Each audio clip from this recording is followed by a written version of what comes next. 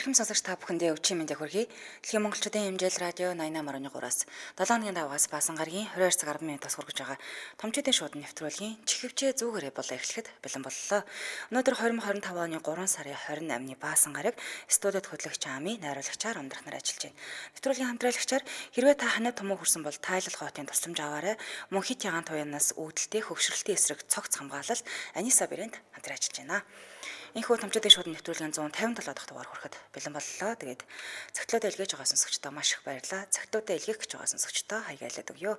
ami@mjlradio.com руу та мэйлээр илгээж болох нь. За мөн манай аппликейшны гар утсандаа татаж суулгаад аппликейшныхаа цэс гэсэн хэсэг рүү нөрхөө шуудан илгээх гэдэг байгаа. Тэрэн дээрээ дарж ороод цагтлуудаа илгээгээрэй. Холоос илгээх гэж байгаа бол Улаанбаатар хот Сүхбаатар дүүрэг 9-р хороо Алтай 5-р гудамж 34-р барилга 5 давхар Дэлхийн монголчуудын MJL радио хэм маяглан явуулаарай. За нэвтрүүлгээ YouTube-ээс нөхөд сонсдог сонсогчд маань томчуудын шууд ингэж хайгаад нэвтрүүлгээ нөхөд сонсоорой. За өнөөдөр сонсогчдоос ирсэн цагтлуудыг уншиж хүргэдэг. Тэгээд та бүхэн маань өөрт тухтай байрлалыг аваад кофе заагаад өгөхөлөө чихвчээгээд цагтлуудаа хүлээн аван сонсоорой. За өчигдөр мэндийг бүгдэнд нь хүргэе. Ханаа төрсэн байгаа жоохон гоншиж магадгүй шүү манайхаа уучлаарай. Ингээд ихний цагтлыг та бүхэнд уншиж хүргэе. Сайн байна уу Ами? Мөн MJL радиогийн сонсогч найзуудаа захиан унших үзье. Өчигдөр мэндийг хүргэе. Та нартайгаа хамтдаа танилцаад 3 хаврыг үтсэн байна. Жаргал зовлон, уйтгар гуниг гээд бүхийлүүд хамт байж чадсан шүү. Би амьдралынхаа төлөө хил даваад алга өрсөө орхиод гарсан цаг мөч сайхан л юм шиг санагдаж байна. Одоо би нутаг буцаж байна. Хайртай аав ээж, эгч, хүүхдүүд дээр очиж байгаадаа үнэхээр их баяртай байна. Жаахан хүлээгээд жаахан тисчихв гэдэг үгийг өөртөө хэлж тэсэд твцсэнийг баярын нулимстайгаар энэхүү захиагаа бичсэн. Та нар минь бие бодож их орноос эрүүл гарсан бол эрүүл эрхийг хичээгээрэй. Бүгдд нь амжилт хүсье. Хайртай шүү. Үнсий тэврий хүнч тэгсэн уул гэсэн байна. За баяр хүргье уул маань их орондоо тавтай морил. Тэгээд олон ийм цагтлуудыг араас нь манайхан бас одоо би их орондоо очиж байна гэд илгээх баха. За ингээ үргэлжлүүлэн дараагийнхаа цагтл руу орцгоё. Сайн байна уу Ами? Миний захиа унших дахь өдрийн мэндийг хүргэе. Би жоохон ч гэсэн сэтгэлээ онгойлох гээд олон өдөр бодсны эцэст бичгээр шийдлээ. Би гадаадад амьдраад 20 гаруй жил болж байгаа юм аа. 3 хүүхдээ ээж. Хуучин нөхөртөөгөө амьдарч байхдаа хизээч жаргалтай, хайр халамж, гэр бүлийн уур амьсгал мэдэрч байгаагүй. Нэг бол гэртээ ирэхгүй тоглоомоор явна, арх уун, надад гар хүрнэ. Намайг ажилтаа үед гэртээ ирэхгүй, хүүхдүүдээж гарахгүй. Бүхэл юмыг би өөрөө л болгодог байсан. Би тэр хүнээс нэг ч төгрөг авч үзээгүй. Хоол хийхээр гол нь эцэст нь салах шийдвэр гаргасан юм. Би одоо салаад 9 гаруй жил болж байна. 2016 онд найз залуутайгаа танилцаад удалгүй цуг амьдарч эхэлсэн л дээ. Эхнэр нь 2 жилийн өмнө 2 хүүхдээ аваад түүнийг минь хүний нутагт орхиод явчихсан байсан. Түүнээс хойш өнгөрсөн 5 сарын хүртэл бид хоёр сайхан л амьдарч байлаа. Ээж нь хөлөө гимтээгээ тэр маань ээжигээ асарахаар Монгол явсан юм. 14 хоногийн дараа хайрт минь виз сунгах гээд буцаад ирсэн тэр өдрөөс хойш одоо хүртэл би бүр яахаа мэдэхгүй болчоод л сууж байна. Миний хайрлагч дурлсан энэ залуу их нартайгаа буцаад цуг амьдарч байгаа юм байна. Бүтэн жамсгалж чадахгүй орой болгоно л уйлдсан. Би түүнийг ухуулж сайхан амьдрахыг өрөөж байгаач надад үнэхээр хэцүү байна. Тэр маань 14 хоногийн дараа буцаад Монгол руугаа явна. Дахиж уулзах үгүйгээ мэдэхгүй л байна. Тэр бид хоёр одоогоор цуг байгаа. Их нуршаад битсэн бол уучлаарай. Миний захиа уншиж өгвөл хайртайгаа сонгоод чамдаа маш их хайртай шүү л гэдгийг хэлмээр байна гэсэн байна. Хэцүү ч юм да. За ингээд үргэлжлүүлэн дараагийнхаа цагтл руу оръё. Энэ явдал намайг 10 дахь ангид байхад болж илээ. Одооч тэр явдлыг санаад их инээдэг юм. 9 сарын 1-нд орж ирээд надаас нэгээр ахунд дурлаж илээ л дээ. Ядаж байхад хөөхөн инээдэг банд байсан юм. Би чин фэйсийг нь аваад чат бичээд 3 сар боллоо. Намайг хөөрөгчнөө. Би тамирт ороод гарахт нь гадаа намайг хүлээж байдаг юм да. Тэгснээ нөгөө хөөхөн инээ дээр минь толгой дээрээ гараа тавьж хөөхөн байна, сайн байна гэд би жоохон сэтгэлийг нь хөөрүүлдэ. Надад сайн байна гэд бодоод унтаж чадахгүй их л тогтолж байлаа. Бараг миний анхны хайр ийм хүчтэй дурлаж байсан үе. Тэгээд нэг өдөр намайг дуудснаа гарнаас хөтлөөд би их тавгүйтлээ л дээ. Маргааш нь шууд болцгийг эдэл. Үйлээсэн болохоор чаргаар гуйсан энтер гээд баавгаа шиг л юм явсан. Тэгээ нөгөө банд чинь ундаа авч уу гэхээр нөгөө Coca-Cola томыг аваад санаандгүйс ихсрээд нөгөө банд хаад өөдөөс харж агаад задлсан чинь бөө юм боллоо. Тэгээд нөгөө банд нүдийг минь оноод харин ундааг минь нүүр рүү асгаад тэгээ нөгөө банд онож нүд нь хөх болоод бид хоёрын болцоо нэг юм хөхтэй л өнгөрч илээ. Одоо бол тэр банд найз залуу, тэр бандыг найз залуугаа болгоод 6 жил үерхэж байна да. Удахгүй гэрэл нь нэг гэр бүл болно. Хайртай хүндээ хасгардаг сэтгэл яг л бид хоёрын харьцаанаас эхэлсэн. Үерхлээс үерхэж чагаад гэрлэлтээр дуусах болтох бай гэсэн байна. Хөөхөн хайрвэ. Цанх сайхан уянга маань хайр хамт биш харах төдийд л цаддаг гэдэг тавьж явуулаад аз жаргал хүсээд үлдээрээ амьдрал баялгаа чи чаднаа босгоо мэн гэж 2 дахь цагтлаа эзэн босгоод хандаж битсэн байна. За бүгдэнд нойроо мэндийг хүргэе. Үргэлжлүүлээ. Хамтралчаа танилцуулаад дараагийнхаа цагт руу оръё. Хэрвээ та ханиа томоо хүрсэн бол тайлалгоотын тусламжийг аваарай. Ханиа томоо хүрээд толгой тань өвдөөд халуураад хамар битүүрээд нуус гоожих зэрэг шинж тэмдэг илрүүл тайлалгоотыг хэрэглээрэй. Ханиа томооны эсрэг цохимжид найрлагатай. Өдөртөө 4 утыг хоорондоо 6 цагийн зайтай халуун бүлээн ус найруулж ууж хэрэглэх юм байна. 6-аас дээш насны хүүхдэд зориулсан цохимжид тунтай учраас хүүхдийн төрөл гэж басаага. Тэгэхээр хүүхдтэй бол хүүхдийн төрлийг аваад болгочих нь. За бүх юмын сонгодоор хөдөлтаалагдж байгаа учраас хаанаас авах нэ. Холбогдох утасны дугаар нь 77 4 50 50 77 4 50 50. Social аяг Noble Mongolia-га тайхаар гараад ирнэ. За мэдээж ийм учраас та эмийн заавартай заавал танилцаарай. Хамтран ажиллагчаар хэрвээ та ханиа том өрсөн бол тайлалгоотын тусламжийг аваарай. Тайлалгоотайлаа. Зяв чимэндийг хүргэе. Сараа Соня маань их орондоо очих юмсан. Нутаг хизээ боцох вэ гэж надаас бүү асуугаарай. Нуурлаад гонг эсн нулимс маань урсчих гээд байдгийн шүү гэдэг шүлэг байдаг да. Үнэхээр үнэн хөхтэй шүү гэсэн байна. Яста. Тэгэл нэг л өдөр зориод гадагшаа явсан юм чин нэг л өдөр их орондоо ирнэ дээ.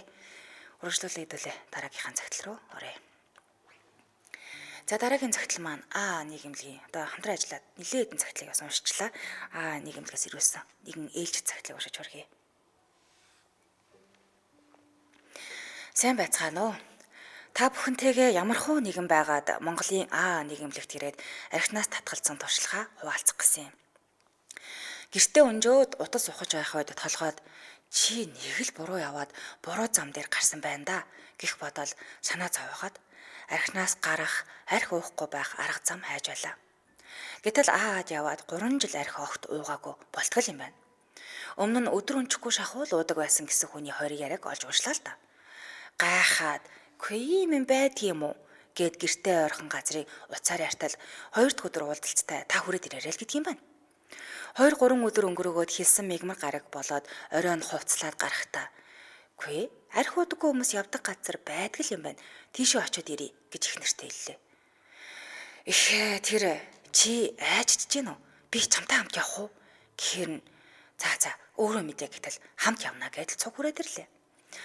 Орсон нилээд олон хүн игнээс суучихсан эмнэлгийн байранд хүн болгон л архичин энтергээд хэллээд яриад байх юм. Хэсэг дуугүй суулаа. Цаг нь дуусах гэж байгаа юм шиг санагдаад архичин гэж нэрээ хэлээд "Үгүй би ч нэг их удаггүй юм дөө. Хаяалж ахаа удлаг" гэд ярьж эхлэхэд өөрийн мэдлэггүй нулимс гарч хоолой чичрээд байснаа мартдаггүй юм. Гэхдээ яг юу яриад байснаа одоо сандаггүй л дээ. Тэр цагаас эхлээд 2 жил өдөр алгасахгүй уулзалтанд суусан да. Ажлаасаа эрт гарч заавал ирж уулзалтанд явж уухгүй гэдгээ батлахгүй бол эхнэр хамт явдаг. Бас салах дээрээ тулчихсан үе байсан юм. Тэрнээс би юмтайгаа гэд цагийг өөрөөр өнгөрөөчхөөл уулзалтаас ирлээгээд хийдүүлээд байж өлхөөн л чадах юм. Ардаа татлаатай болохоор л алгасгалгүй явсаар агаад дадал хөвшил болгож чадсан. Орой болоод ирэхээр өөрийн мэдлгүй л уулзалтын цагаа харна. Ажлаа тааруулдаг болсон доо. Намайг ямар ч цензүүргүйгээр бүгдэл чи чадна, чадаарай гэж халуунаар тэрвэрч хайраар хүлээж авсныг одоо л мэддэг юм. Маш их баярлалдаг шүү. Гийнхандаа нэрээ нууцлаа баярлаа гэсэн байна. Өстой энэ газраас тийм ээ маш олон хүмүүс тусалж дэмжиж ажиллаж байгаа. Тэгээд хэрвээ та яашаа хандахыг хүсвэл дугаарыг нь өгөхөд бол нээлттэй байдаг шүү. Ингээ өргөжлүүлээд үлээ. Дараагийнхаа цагт руу оръё. Сайн байцгаана уу? Энэхүү захиа задрах өдрийн мэндийг бүгдэд нь дэвшүүлье. Үүлийн үр гэж үнэхээр байдаггүй. Заримдаа ч амьдрал надад арай л хатуу хандаад байх шиг санагддаг юм. Уг нь аав, ээж, гэх хүмүүс амьд сэрүүн байдаг л да. Гэхдээ л яг өнчин хүүхдүүд шиг өссөн. 7 настайд минь ээж аав минь салж 2 эгчтэйж гэсэн өөр айлд өсцгөөс юм. Ээжийнхээ дөвгүйнд 2 жил шахуу ээж аавыгаа харалгүй амьдарсан. Харин ээж маань гинэт л нэг өдөр тогоон чиний том гэдэстэй хүрээд ирсэн. Ээжийн дүү гэрээ барьж өгч бид хоёрыг тусад нь гаргалаа. Ээжийн найз залуу гих хүн байнга л ирдэг болж ээж чудалгүй амарчиж би охин дүүтэйж боллоо. Дөнгөж 4-р ангийн жаахан охин байсан ч хэрнээ ээж ажил хийнгээд намайг сургуулаас минь гаргаж би дүүгээ тэврээд өдөржингөө найзуудтайгаа гудамд тоглож ордог байсан юм. Гэтэл удалгүй ээж маань ахиад л жирэмсэн болж 2 насны зайтай ахиад л дүүтэй боллоо. Баг дүү гараад л удаагүй аав гэх хүн нь яваад өгсөн. Би тэр үед дэндүү балчир байсан болохоор юу ч мэдэхгүй. Гэтэл тэр хүн эхнэр хүүхэдтэй хүн байсан юм лээ л дээ. Түүнээс хойш тэр хүн нэг ч үзэгдээгүй. Миний санаж байгаагаар эхнэр нь гих хүн манайхаар нэг удаа ирээд явсан санагддаг юм. 2 нялх дүүгээ төрөөд 7 хоног тогоос нь ёстой л ээжийг нь чирч өссөн дөө. Сүүгэн найзуудтайгаа хувааж уучхаад хар цагаар угжаад л унтуулчихдаг байж үлээ. Ээж маань бид 3-ыг тижээх гэж ажил ихтэй, их л ажил хийн. Тэрнээсээ болоод шүн ирээд өглөө явна. Бид нарыг яаж ийж байна гэж тоогч сөхөөгүй л явдаг байлаа. Ингэж амьдрал үргэлжилсээр 2 дүү маань сургуульд орж овоо өөртөө явдаг болоход би 16 нас хүрсэн байсан юм. Миний толгойд ганцхан л сургуульд сурах юмсан гэсэн бодол хэр гардаггүй байсансан. Гэхдээ би их сэргэлэн цаваа охин байсан шүү. Тухайн үедээ явж сургалсаар агаад албан бус боловсрол олгодог газар сурж 9-р анги гэрчлэгээтэй болоод авлаа. Ингээд 9-р ангиа төгссөн хүн чинь ахиж давраад оройгоор сурдаг сургуульд 12-р ангиа төгсөөд авлаа. Энэ хоорондоо нөхөртөөгөө танилцаж, анхны харцаар дурлаж, дүүлэн нисэж, 4 жилийг өнгөрүүлж, аав, ээж гэх алдрыг зөөж, сайхан ч хүүтэй болсон. Анхныхаа хайрыг амьдралаа болгосон би азтай бүсгүй гэж бахтан ярих их дуртай. Өөрөө аавын хайрыг үзэлгүй өссөн болохоор нөхрөөсөө аав гэж ямар гоё хүн байдаг юм бэ гэж боддог доо. Үр хүүхдээ харамлаж хамгаалаад л орой болгон хүүхдээ нууцаар элдэм өгөөд л шүний хитэн цагт ч байсан хүүгийнхээ хүслийг биелүүлэх гээд дэлгүүр хайгаад л явчихна. Сайхан дэндүү сайхан жаргалтай байсан. Хүмүн араасаа охиндоо дагуулж манайх гэдэг аль хүүтэй, охинтой, аав, охин маань аавдаа дэндүү хайртай. 2 өрөм нь аавтайгаа дэндүү адилхан. Энэ хооронд ээж маань ахаад нэгээр тагаад л 2 дүүг маань 10 жилээ арай төгсөж амжааг байхад хаяад явчихсан. Ингээд л манайх гэдэг аль ахин 2 хүн нэмэгдэж 2 дүүгээ яаж ээж байгаад л мэрэгчлээ болгоно гэж бодсоор хоёуланг нь коллеж төгсгөж ажил тааж болцгоолоо.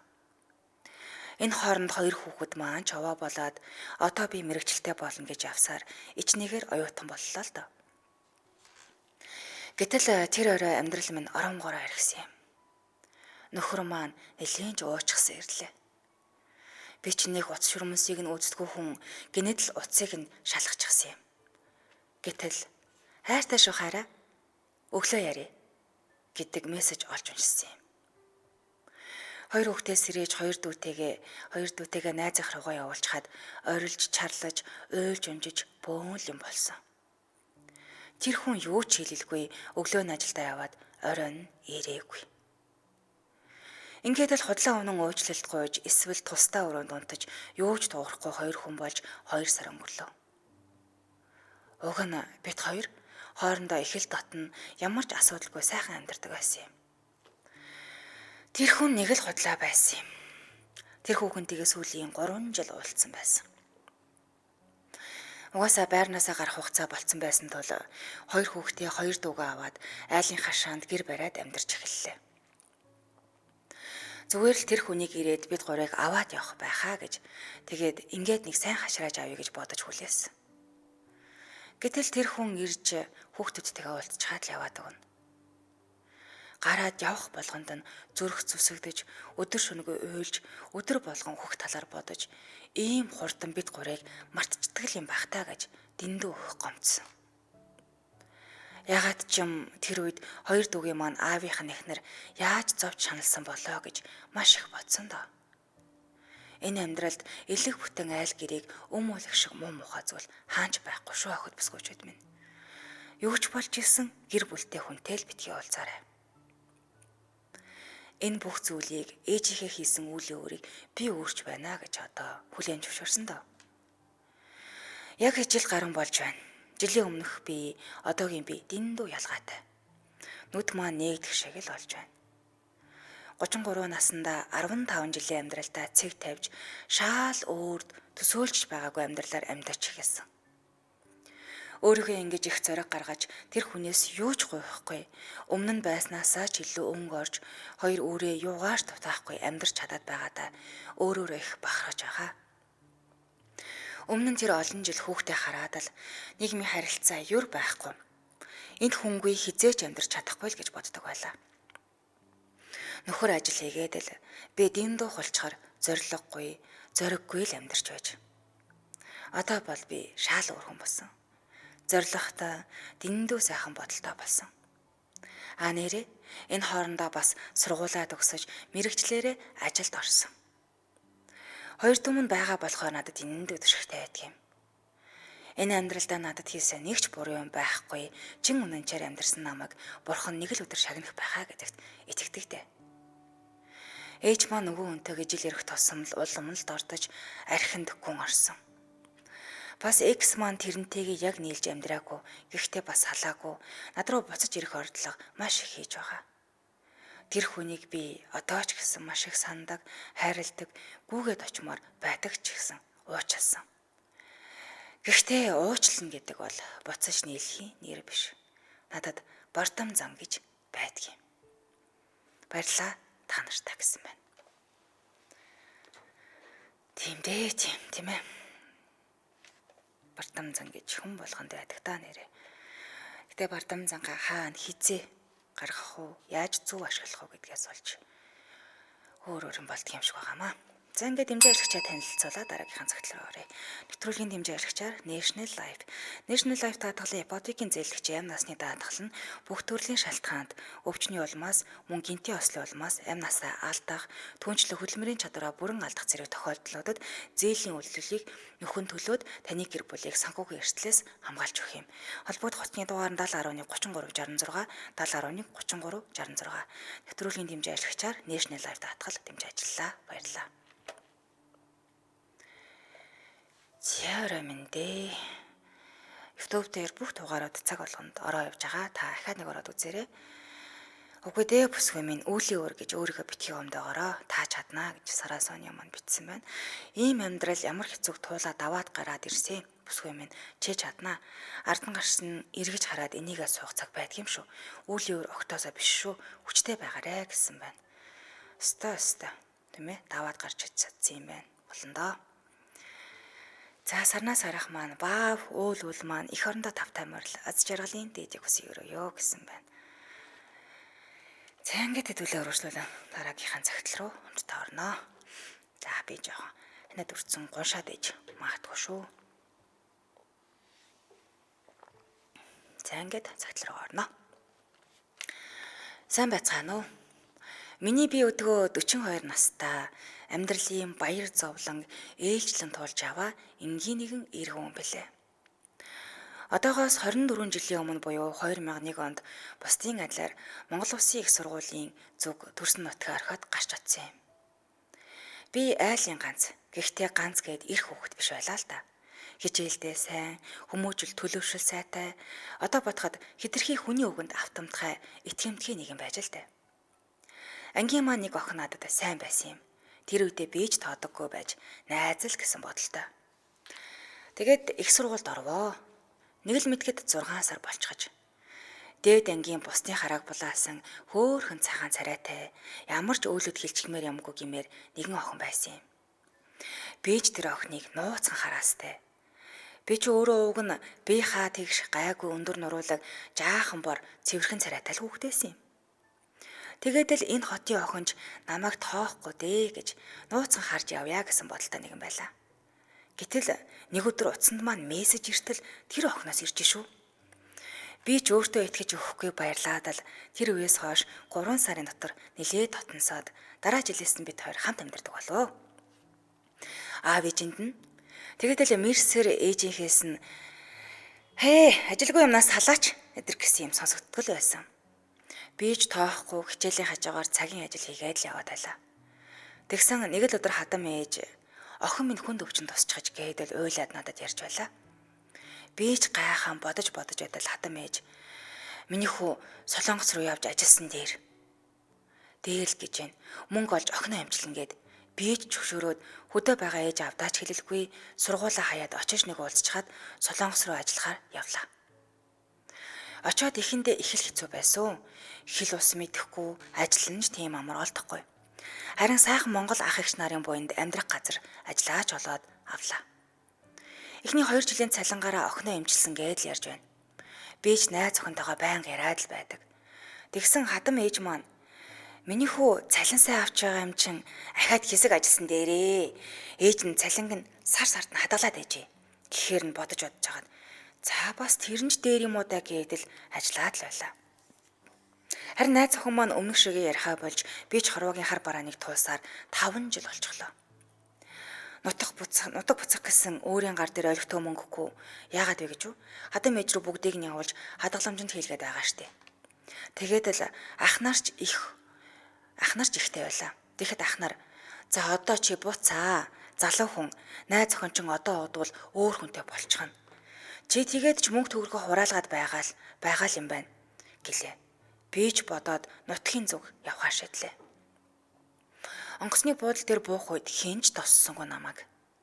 Хадам аав ээжийн гэрт нь очисон оох танихгүй хүн өөдөөс хаалга нэгэд юу вэ? Наад айлчин байхгүй штэ. Манайх энд ирээд 3 жил болж байгаа л гэж байна. Би ч нилээн гайхаад өмнөх айлыг нь асуу сургаасаар шинэ гэрээг нь олоод очтол найз охин маань байдаггүй.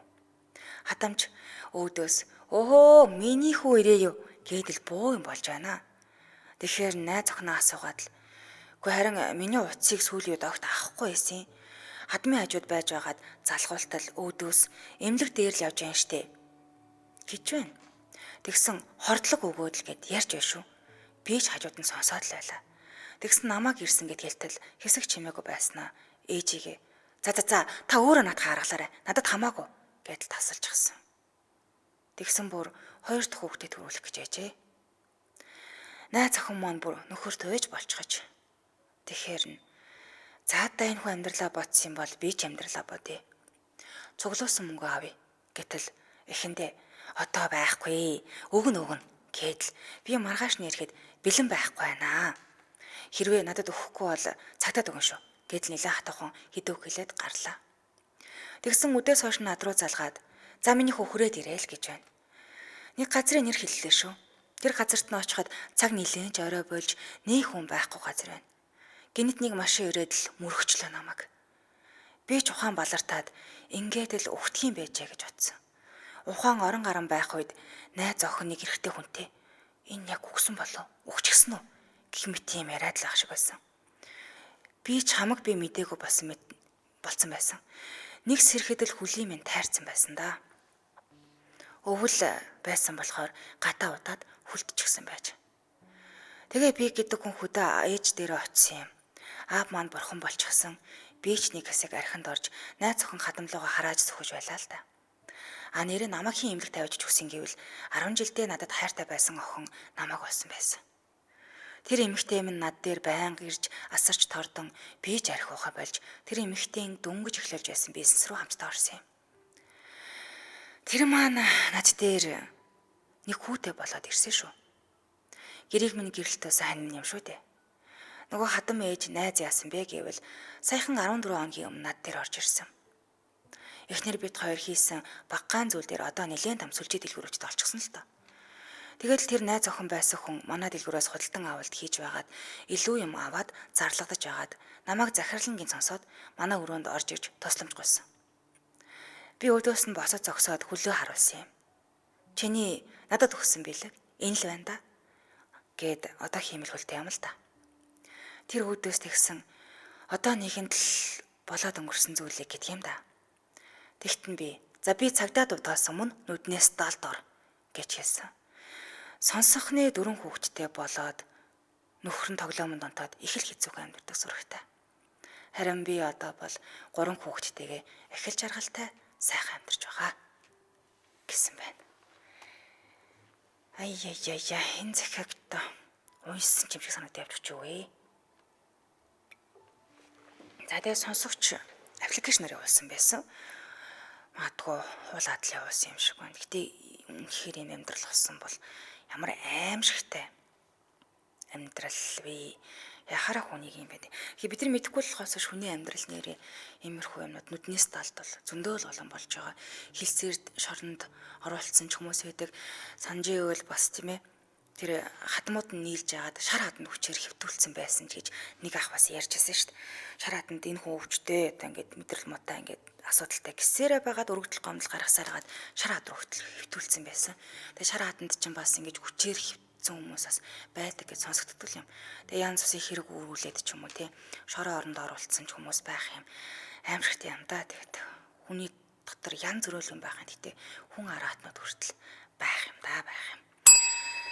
За тэгээ хамтраалагчаа танилцуулаад үргэлжлүүлье.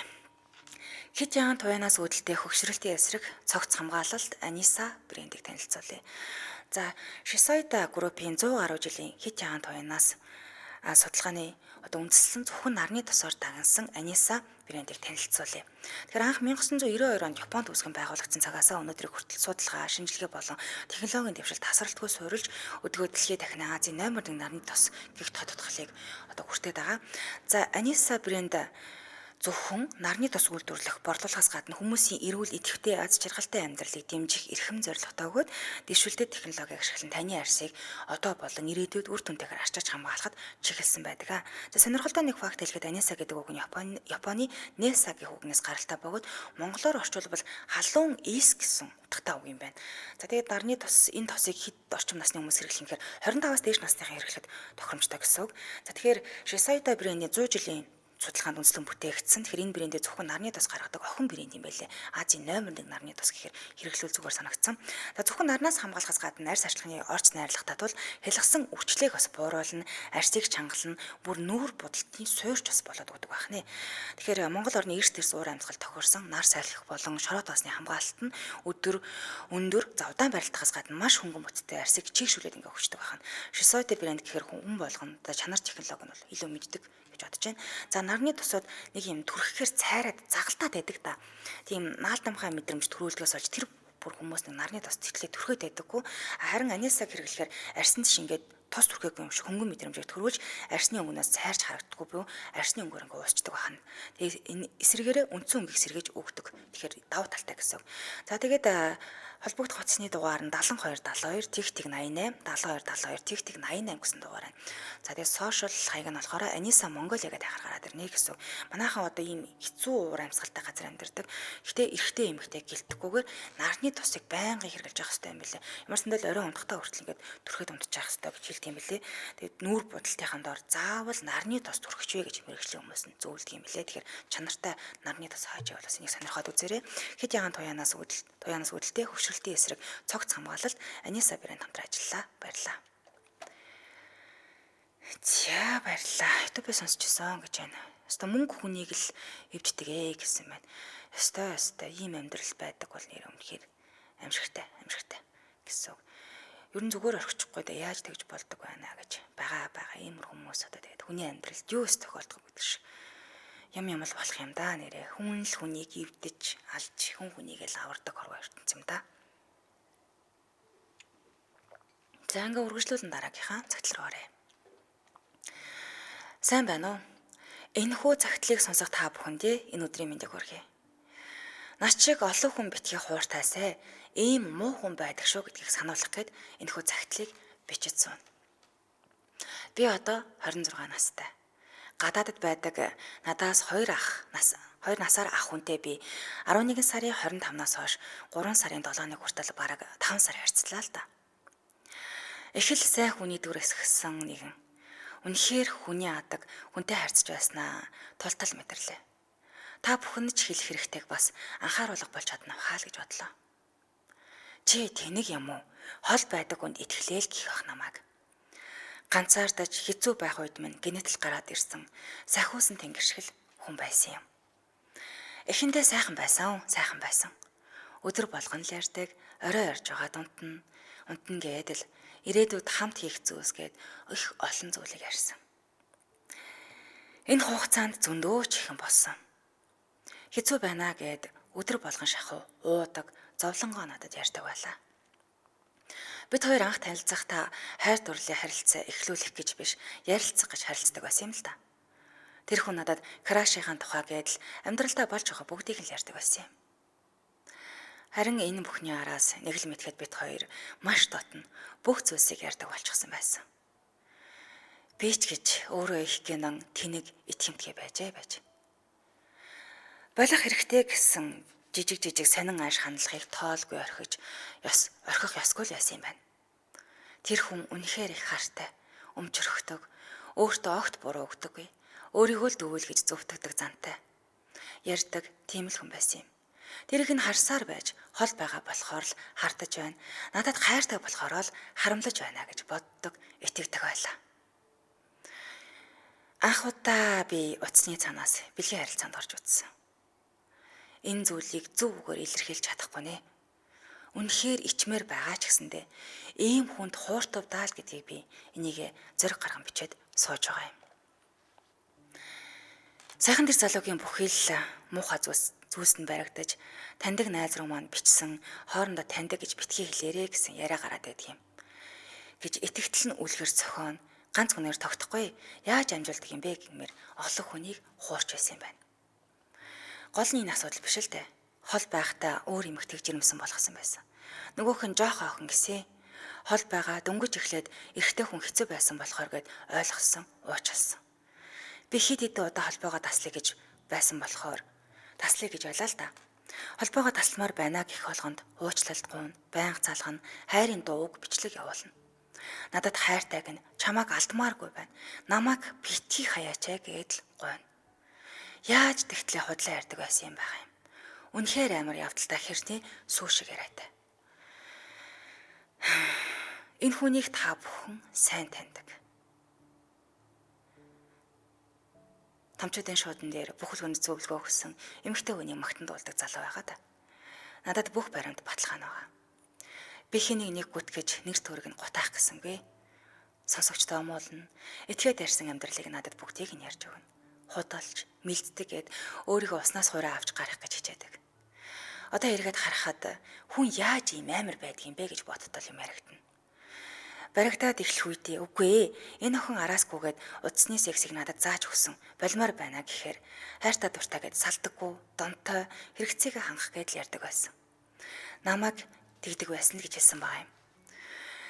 Ийм хүнийг яах юм бэ гэх мэтэр бусдад миний тухай ярьдаг, бичдэг, найз нөхөд гээд ойрын хүмүүстэй ойлгуулна. Энэ хүн Солонгос улсад амьдардаг. Ингээд хэлэхээр бараг л ойлгомжтой болох байх. Итгэж өмөрж идэх хүмүүс олон л юм байлээ.